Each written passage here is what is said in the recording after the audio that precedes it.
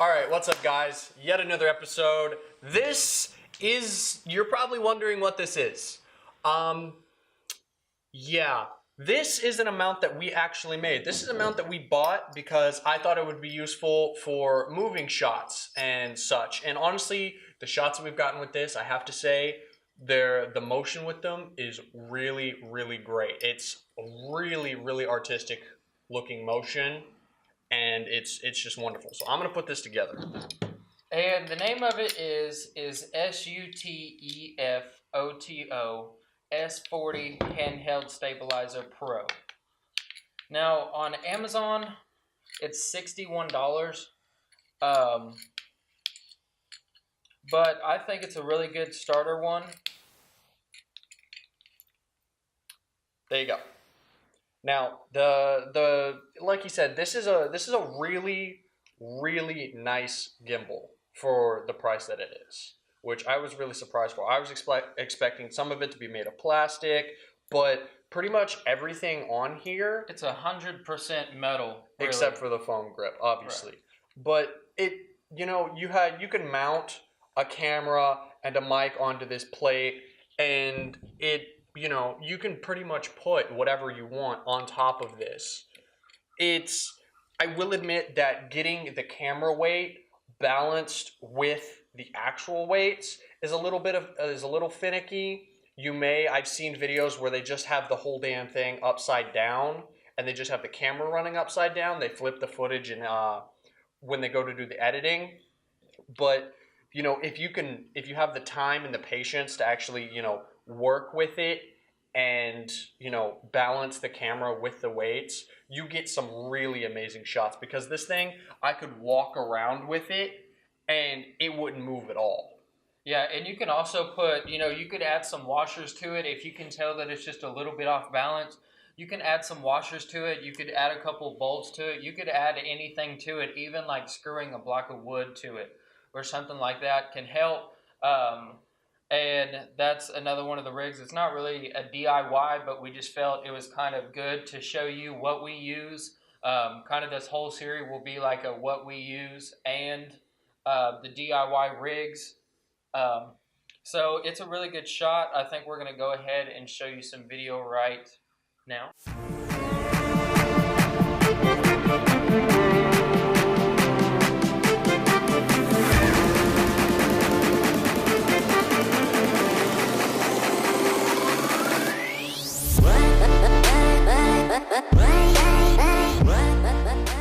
Okay, so what I'm going to do is we have our GoPro set up.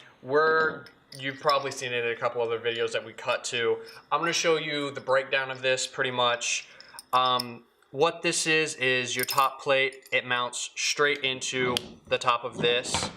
And, I think this only came with one of these little connectors. But, you should be able to find one pretty well. You can use a standard small bolt that'll fit this size. Not really too many problems with this. You've got your bigger connector here. Like I said, you can mount a camera on this side, or, use a taller bolt, mount a light behind it, or, a mic coming off. It works really well. This right here is the main, stem of it. You've got a balance right there. So when you're holding it at this, you can balance the camera with the weights. This is a really smooth moving gimbal, like really, really smooth. Like there's no really hang-ups unless your camera's really bulky. And then, your standard connector. This piece right here, this is, your weights. You've got 4 smaller weights, 2 bigger weights, and then you've got all these places where you can put, like, all these lines right here. These are all the places where you can put the weights and actually, control where you can move them closer in. If your camera's tilting too far to one side, you can balance it really well. And then it's got actual screw holes on here, if you want to get creative and mount something on the bottom that would counter the weight of the camera, or if you just want to throw another bolt in there and screw more weights down. you know, to balance it out a little more, you can do that too. All right, so yeah, that is the gimbal in a very, very basic sense. It's a really nice rig. You know, we haven't had too many problems with it.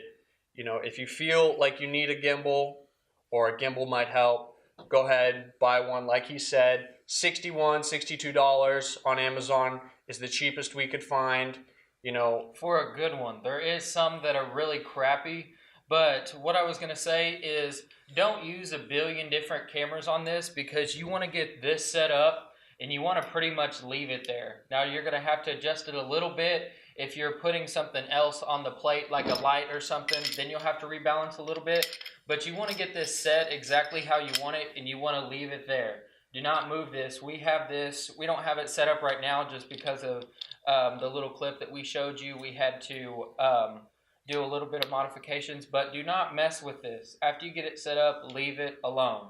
It's so hard to get this back to where you need it that when you finally find that middle ground to where it looks really good, leave it there. That's probably the number one thing with the gimbal is once you get it set up, don't touch it. also bear in mind there's arrows on this actual top plate that line up with a ruler on the side right next to the level. This gimbal, like I said, can be very, very finicky to use.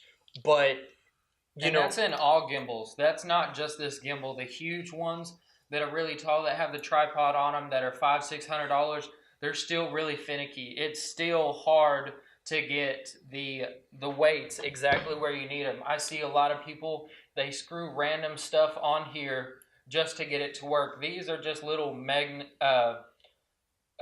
just, you know, standard weights that come with it. They're just little weights. They're not the best thing, but I mean, they're the same exact grams and everything to where they will equal out. But for your camera, if you have a big lens on it, then of course, you know, it's going to tip towards the front because it has that big lens on it. If you have a light or a mic mounted behind it and it's kind of heavy, it's not like a Rode mic or a condenser mic, it's one of the bigger mics that has the pop filter and everything on it, it's going to kind of sag to the back. So you just have to find the right balance. We've added a couple different things on here before just because we added a light and it screwed up the configuration. We've added a mic and it screwed up the configuration. So we've just had to kind of work with it, and that's with, like I said, every single gimbal that, you know, we've ever tried or used. Or I think this is one of the better ones for, you know, just something. If you have, you know, a huge camera and everything like a C100 that we've used before, it's not a rig for that. Like, that's not... Like, if you're using a T5i or a T4i or a 60D, 70D, 80D, just 5D, Mark 1 through 4, you know, any of those basic DSLRs that will shoot video and pictures, unlike a C100, unlike some of the bigger cameras, unlike, you know, the big Sony ones that are on their own custom tripod and everything that they shoot for feature films and stuff like that. This is not the gimbal for that. There is no gimbal unless you're using the stabilizer harness and everything. There's not really a gimbal for those. So kind of try to stay away from gimbals like that. Don't get one for your phone or for something like that. It's not for that, because most cameras, they have built-in image stabilizing, and you're just helping it with the gimbal. You're not hurting it. So it's honestly, it's one of those things that you need to sit down and you think, do I need this? That's one of those that, yeah, like you said, that you need to sit down and be like, what would I use that for? You know, all these other rigs, the reason why we made them in PVC is because we didn't know if we were going to use them. At some point, you know, when, you know, we start doing bigger, like, feature films and, you know, screening movies and things like that, we do some stuff like that, but we don't do, you know, the full, you know, the whole 9 yards. So that's the reason why we built those. And they're portable, you know, they're rugged, you know, you can toss that anywhere and it doesn't matter. It's PVC, you know, it doesn't matter at all when it comes to those. Something like this, it's metal, you could drop it. I mean, it might ding it a little bit, and the only thing with dings on these weights and everything is it can actually chip out, a portion of it, and then, you start getting the swivel back and forth, and, you're not getting good shots the way you want them. It came with a case, but it doesn't have any plastic in it. It doesn't have any foam in it. It's just like a little carrying fabric case. Yeah, that's all it is fabric. But I think we're going to go ahead and cut this video here. Thank you for watching. Check out the gimbal. It will be right about here. And check us out on Instagram. Check us out on Facebook. Check us out on Twitter.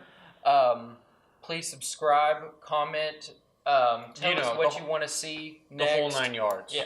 So, thank you for watching. Later. See you